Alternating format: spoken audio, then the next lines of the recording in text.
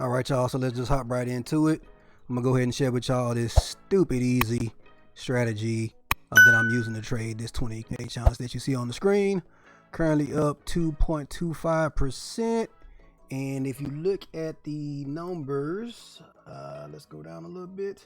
You can see I had a tough week this week because it has the month of April and it shows 1.88% loss. So yeah, anyway, but no strategy is 100%. So we're not going to stress about that. But the point is, we're positive on the account. We got an equity curve that is trending upwards. Alrighty. So let's go ahead and look at the strategy. Real simple. So with this strategy, you're going to need to add an EMA or two to your chart to be able to identify the trend. So let's go through each step. So step one, we're going to add the EMA. The way you do that is you go to your indicators and you search for EMA. There you go. I personally use this one right here. It's called the 5 EMA by Lenovo-E. Reason why I like that one is that it actually has several EMAs in there, and it only takes up one of your free EMAs when it comes to the unpaid version of TradingView.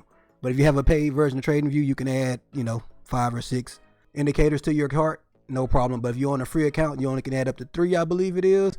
And so this one will allow you to use the one spot to be able to add, in this case, 5 EMAs to it. So yeah, so that's the only thing you're gonna need as far as indicators. Next up, what we're gonna do is if the 4 EMA is above the 50 EMA, we're gonna be looking for bullish setups. All right, and then the reverse, if the 4 EMA is below the 50, we're gonna be looking for bearish setups. As you can see, it says engulfing. So this strategy, like I said, is stupid simple.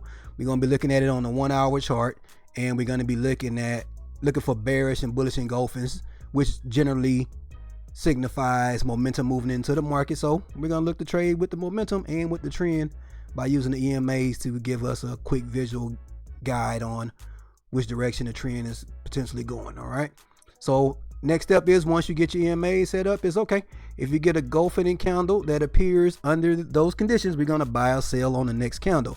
So we have to wait for the close of the candle, guys. That's important. You want to wait, because if you've ever watched the chart, you're going to notice that maybe the last 5 minutes of that candle, it can be a retracement that pulls all the way back and leaves a long, crazy wick. So we want to wait for that candle to close, solidifying the 1 hour engulfing candle for us.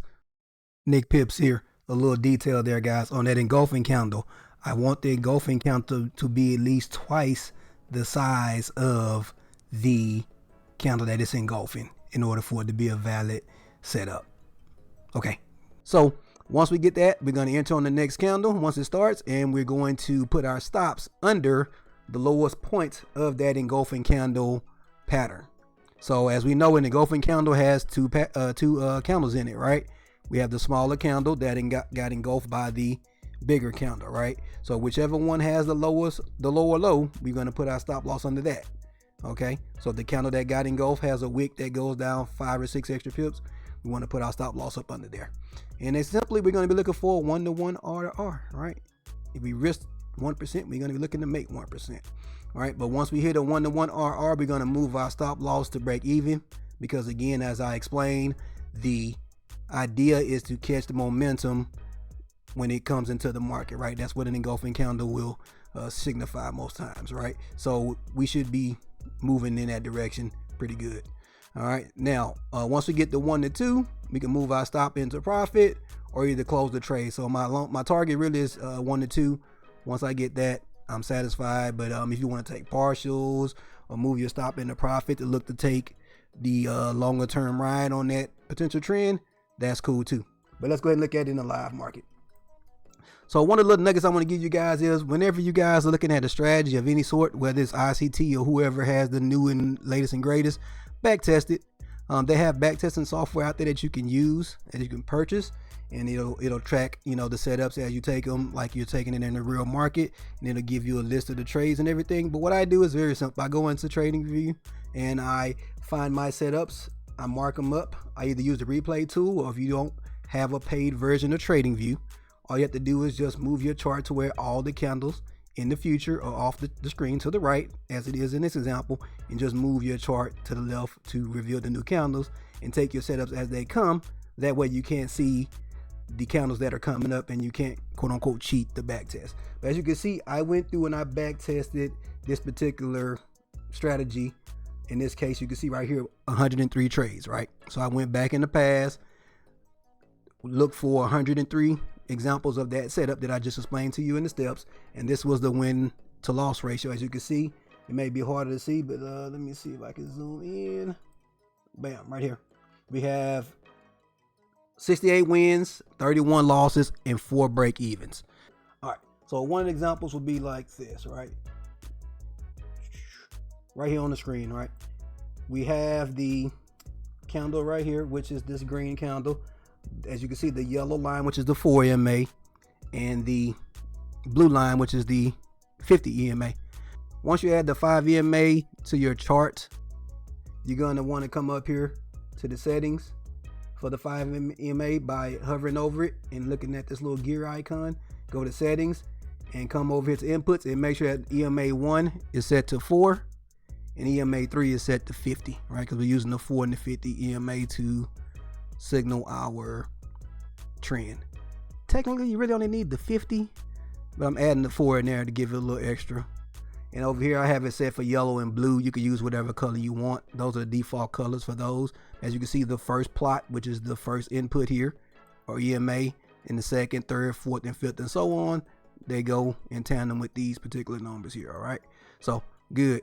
If you see right here, if I uncheck that, it takes the yellow one off the chart. So if you want to just use the 50, that's cool too, but I like to use the 50 and the 4. So anyway, so back to the strategy, right? Live example.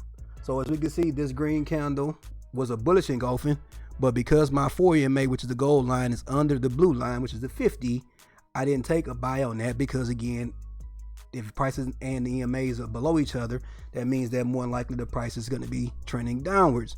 But then next candle, the next 1 hour candle, which is at 7 a.m. New York time, as you can see on my chart, it's 7 a.m. all the way at the bottom down here. It shows the time of the candle. So if you're up at 7 a.m., this candle prints, bam, and closes is going to be 8 a.m. And so after that happens, we have our confirmation, right? Because we have yellow under the blue. So we're looking for only bearish setups, which is a bearish engulfing. We get a bearish engulfing on this candle, right? Once this candle closes at 8 a.m., we're going to go ahead and hit sell on the market, and we're going to put our stop loss right above, well, it's supposed to be above this candle. All right.